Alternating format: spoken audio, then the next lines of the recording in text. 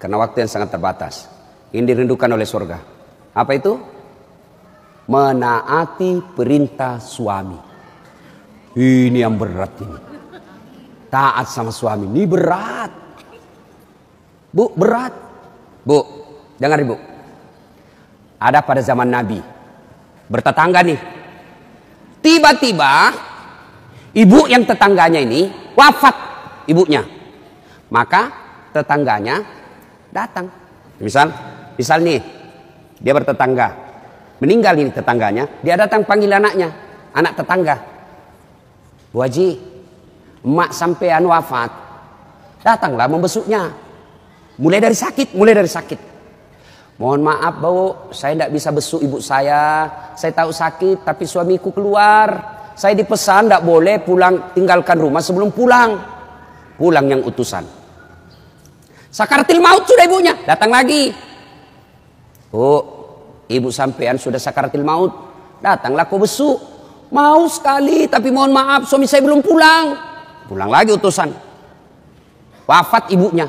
Bu, yang terakhir kalinya, bumu sudah wafat, maka mau dimakamkan, kau datanglah sekali aja sebelum dimakamkan. Apa kata ibu? Mohon maaf, suami saya belum pulang, saya dilarang keluar sebelum pulang. Saya doakan ibu saya dimakamkan. Tidak datang ini anaknya. Marah ini utusan. Dia datang kepada Nabi melapor. Ya Rasulullah, keterlaluan betul itu tetangga saya. Mulai dari sakit, sakaratil maut, sampai wafat, dimakamkan, tidak datang besuk ibunya. Saya 3 kali datang memanggilnya, ya Rasul. Nabi kata, wih, nak durhaka betul itu. Kok bisa begitu? Kenapa bisa? Ya Rasulullah, suaminya pergi jihad, perang. Dipesan sama suaminya, jangan pernah tinggalkan rumah sebelum saya pulang. Mendengar ini, apakah Nabi marah? Subhanallah, dengar ibu. Subhanallah. Nabi lalu bersabda, alhamdulillah, diampuni dosa ibu yang wafat karena punya anak, istri yang taat sama suaminya. Masya Allah.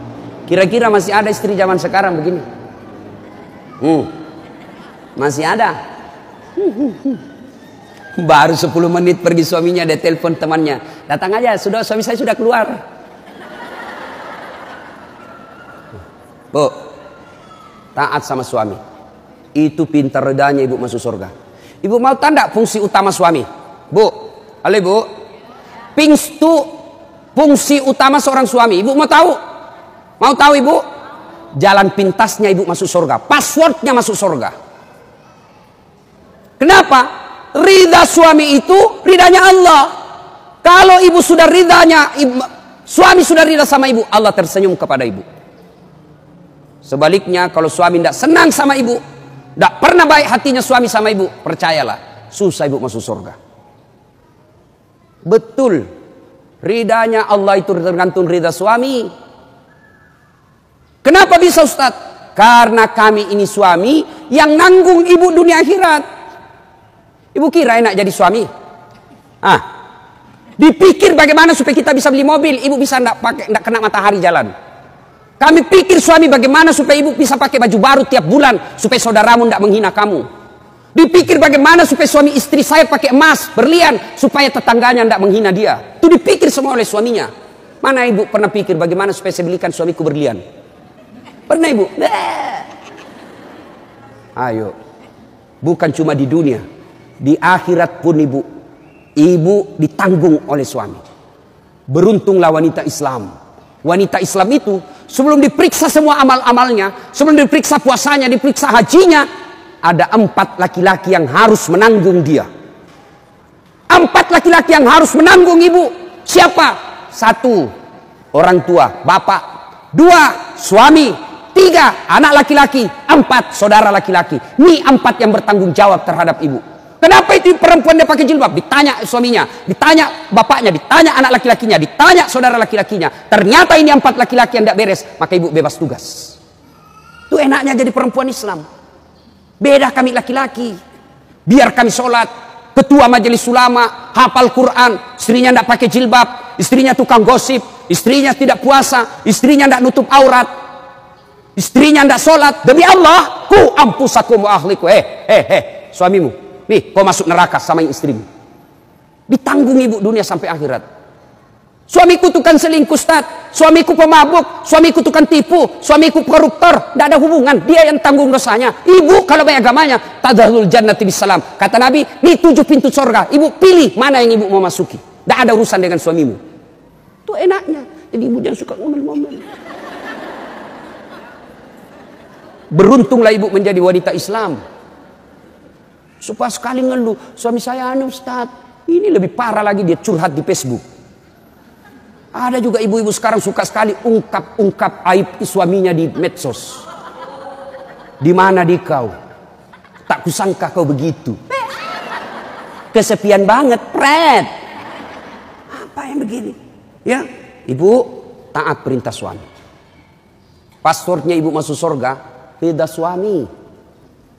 Tapi kalau ibu durhaka sama suami, susah.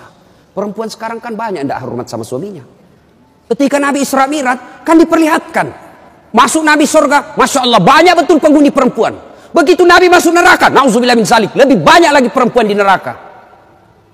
Lalu ditanya Nabi sama sahabat, kenapa bisa begitu ya Rasul? Ada 2 kelemahan perempuan. 1, tidak bisa tahan mulutnya cerita kejelekan orang. Yang kedua, dia tidak taat dan tidak mensyukuri suaminya. Itu sebabnya. Kalau ibu pandai mengendalikan mulut tidak cerita orang, yang kedua taat sama suami, gampang ibu masuk surga. Cuman kita kan ini penyakit kita. Datang begini masih gosip tuh. Damai tapi gersang.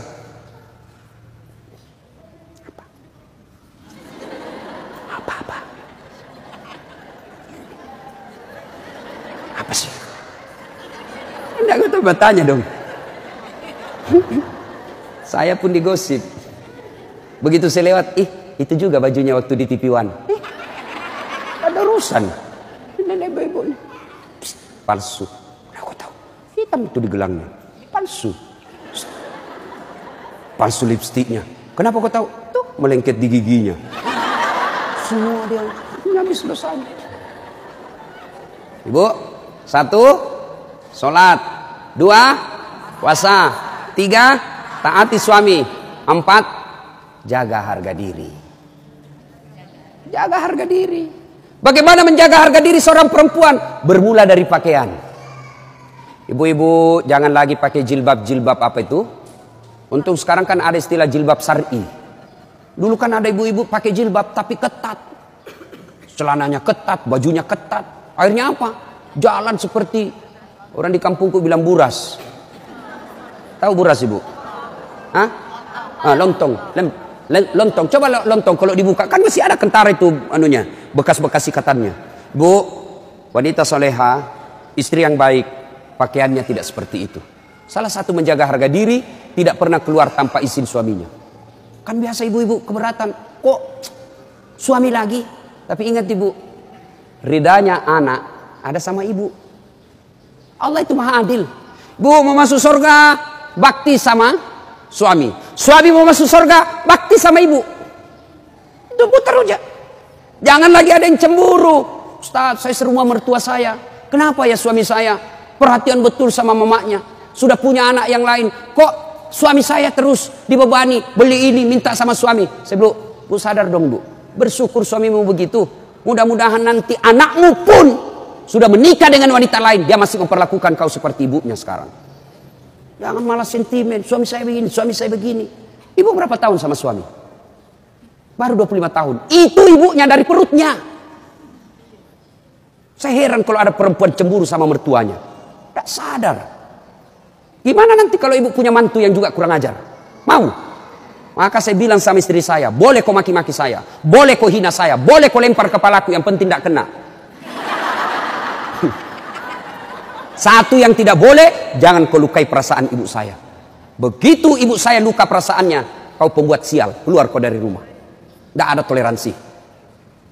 Begitu mestinya kita jadi istri. Kalau ibu-ibu masih susah hidupnya, koreksi aja deh. Barangkali durhaka sama mertua.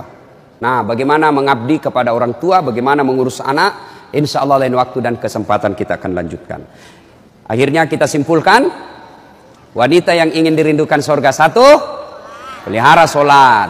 2, 3, taat pada perintah suami selama perintah itu tidak melanggar agama. Yang keempat, jaga harga diri. Insyaallah kalau ini kita lakukan, maka Nabi jelaskan, silakan masuk surga, tadkhulul jannati bisalam. Silakan masuk surga dari pintu mana yang ibu mau suka. Subhanallah. Inilah tausiah kita, mudah-mudahan ada manfaat. Terima kasih Ibu Li yang berkomunikasi kepada saya selama ini. Mohon maaf jika selama ini ada komunikasi yang tidak berkenan, dan terima kasih sehingga saya punya ladang amal untuk datang di tempat ini. Mudah-mudahan ada manfaat.